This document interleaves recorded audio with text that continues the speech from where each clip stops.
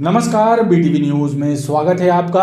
आइए खबरों की शुरुआत करते हैं इस खबर के साथ। जबलपुर में मध्य प्रदेश राज्य सेवा तथा राज्य वन सेवा प्रारंभिक परीक्षा कड़ी सुरक्षा के बीच रविवार को आयोजित की गई।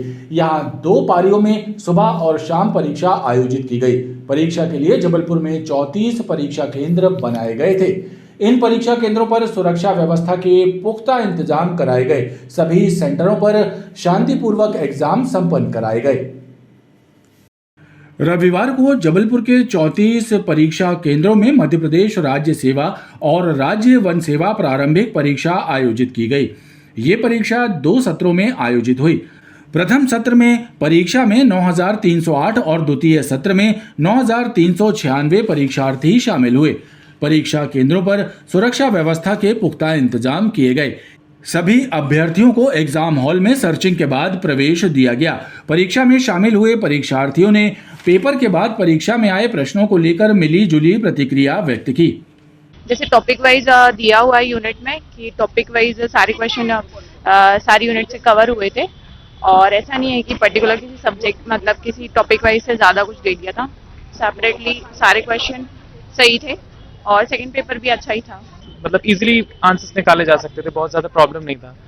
थोड़ा क्वेश्चंस मॉडरेट थे और काफी हद तक फैक्चुअल इन्फॉर्मेशन बहुत इंपॉर्टेंट थी जीएस के पेपर में। एंड सीसेट वाज, मैं यूपीएससी का भी कैंडिडेट हूँ तो सीसेट में मुझे कुछ खास प्रॉब्लम गया नहीं। अच्छा पेपर आया था, इजी था। थोड़ा कुछ क्वेश्चन टफ भी था। नदी के बारे में पूछा था, प्लांट्स के बारे में, सोलर प्लांट्स के बारे में पूछा था, आयोग आए थे और पॉलिटिक्स में अच्छा आया था। अच्छा रहा पेपर, अच्छा रहा। परीक्षा केंद्रों में परीक्षा शांतिपूर्ण ढंग से संपन्न कराने के लिए पुख्ता इंतजाम किए गए थे। वहीं उड़न दस्तों का भी गठन किया गया था।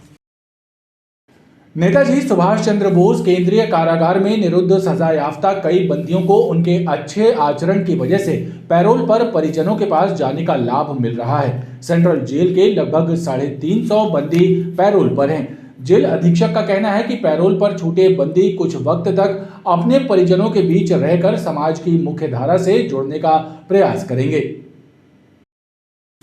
जेल में सजा याफ्ता बंदियों को अच्छे चाल चलन और आचरण की वजह से परिजनों के पास जाने का लाभ मिल रहा है।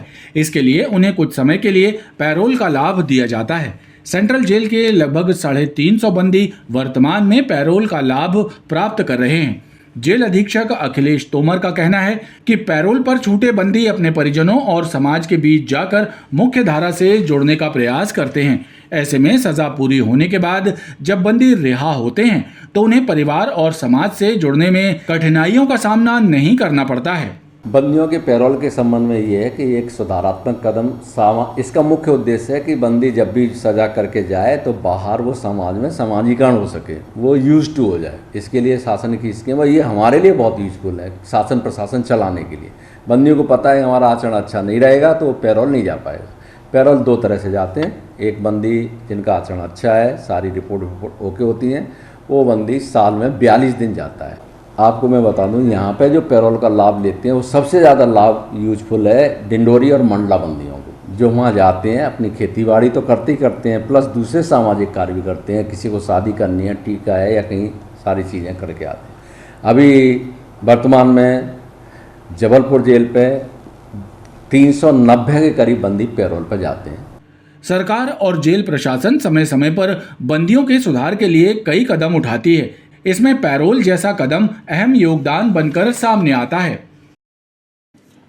मिलौनीगंज से गोहलपुर तक सड़क और फुटपाथ पर जमे अतिक्रमण यातायात व्यवस्था के लिए चुनौती बने हुए हैं। बेजा कब्जों के कारण चौड़ी सड़क भी सकरी नजर आती है। दुर्घटनाएं हो रही हैं, लेकिन यातायात पुलिस और नगर निगम का अन्य क्रांति दल इस ओर ध्यान नहीं दे रहा है।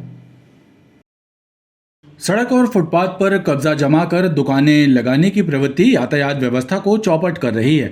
मिलौनीगंज से लेकर गोहलपुर तक की सड़क पर काबिज बेजा कब्जे आवागमन को बाधित कर रहे हैं। इनके कारण सड़क पर जाम लगता है, दुर्घटनाएं हो रही हैं, लेकिन जिम्मेदार अधिकारी और विभाग इस ओर ध्यान नहीं दे रहे हैं, जिसके चलते राहगीर मुसीबत झेलने को मजबूर हैं।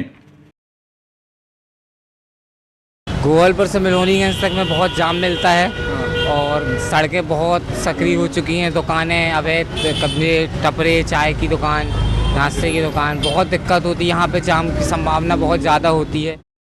जानकारों का तो यहाँ तक कहना है कि नगर निगम अन्य क्रांति दल के कुछ अधिकारी ही इस गोरख धंधे में शामिल हैं, जो शह देकर बेजा कब्जे कराते हैं और फिर उनसे अवैध वसूली करते हैं। यदि ईमानदारी से जांच हो जाए तो कई चेहरे बेनकाब हो सकते हैं। पवित्र क्षेत्र गौरी घाट में बेतरतीब पार्किंग से ट्रैफिक जाम के हालात बन रहे हैं। बावजूद इसके जिम्मेदार विभाग के द्वारा वाहनों की पार्किंग के लिए कोई ठोस कार्य योजना तैयार नहीं की गई, लिहाजा श्रद्धालुओं को बेहद परेशानी उठानी पड़ रही है। पवित्र क्षेत्र गौरी घाट में ट्रैफिक जाम की समस्या आम बात हो गई है। दरअसल यहां पर रोजाना लाखों श्रद्धालु मां नर्मदा के दर्शनों के लिए आते हैं और इस दौरान अपने दोपहिया एवं चार पहिया वाहनों को घाट के आसपास बेतरतीबी से खड़ा कर देते हैं। कुछ लोग तो बीच सड़क में ही गाड़ी खड़ी कर देते हैं, जिसके कारण ट्रैफिक जाम की स्थिति निर्मित हो रही है।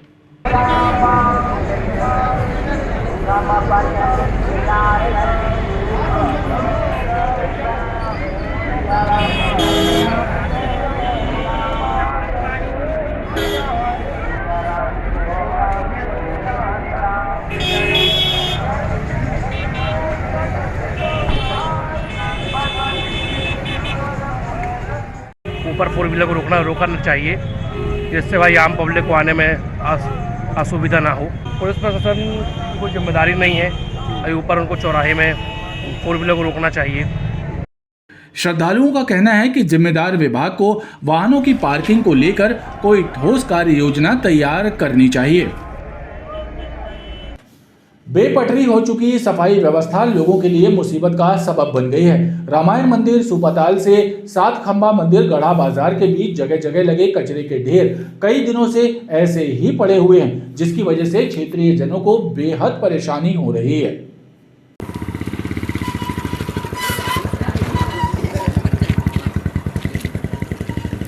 रामायण मंदिर सुपाताल से सात खंबा मंदिर तक जाने वाले मार्ग में जगह जगह लगे कचरे के ढेर स्थानीय लोगों के लिए मुसीबत का सबब बन गए हैं।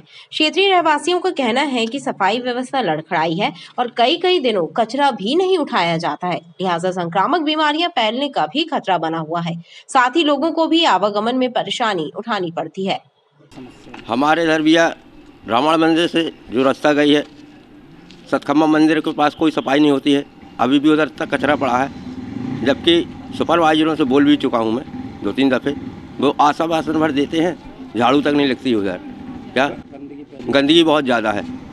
स्थानीय जनता ने सफाई व्यवस्था दुरुस्त करने की मांग की है। सभी लोग मिलकर अच्छे इंसान बने और समाज एवं देश का गौरव बढ़ाएं। इस संदेश के साथ मसीही समुदाय ने क्रिसमस रैली निकाली, जिसमें बड़ी संख्या में लोग शामिल हुए। प्रभु यीशु के जीवन संदेश को घर घर तक पहुंचाने की कोशिश की गई। हर वर्ष की तरह इस वर्ष भी मसीही समुदाय द्वारा क्रिसमस रैली निकालकर प्रभु यीशु के जीवन संदेश को जन जन तक पहुंचाने की कोशिश की गई। तैयाबली चौक के पास से निकली इस क्रिसमस रैली में बड़ी संख्या में महिलाएं और बच्चे शामिल रहे। रैली के जरिए लोगों से अच्छे इंसान बनने का आह्वान किया गया, जीवन में सेवा और प्रेम का भाव जागृत करने का आह्वान किया गया।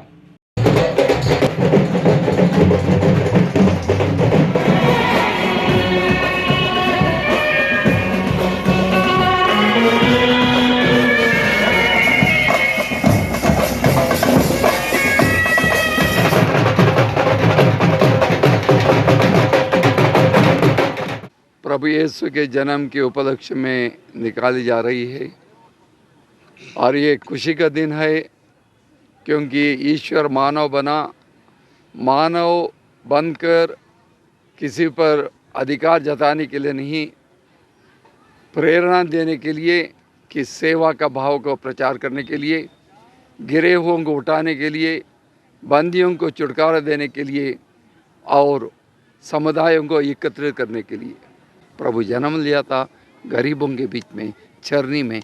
इसलिए हम छोटे आदमी हैं और ज़रूर मानव को जोड़ना चाहते हैं, मानव की सेवा करना चाहते हैं। जैसा कि आप सभी को मालूम है, आज से 2023 वर्ष पूर्व सदियों के गुलामी की जंजीर में जो पाप के गुलाम थे, उनको बचाने के लिए परमेश्वर का पुत्र यीशु मसीह एक साधारण से गौशाले में जन्म लेता है और वो एक संदेश है कि इस संसार में सभी मनुष्य प्रेम से रहें, शांति से रहें, एक दूसरे के प्रति दया भाव का प्रदर्शन करें।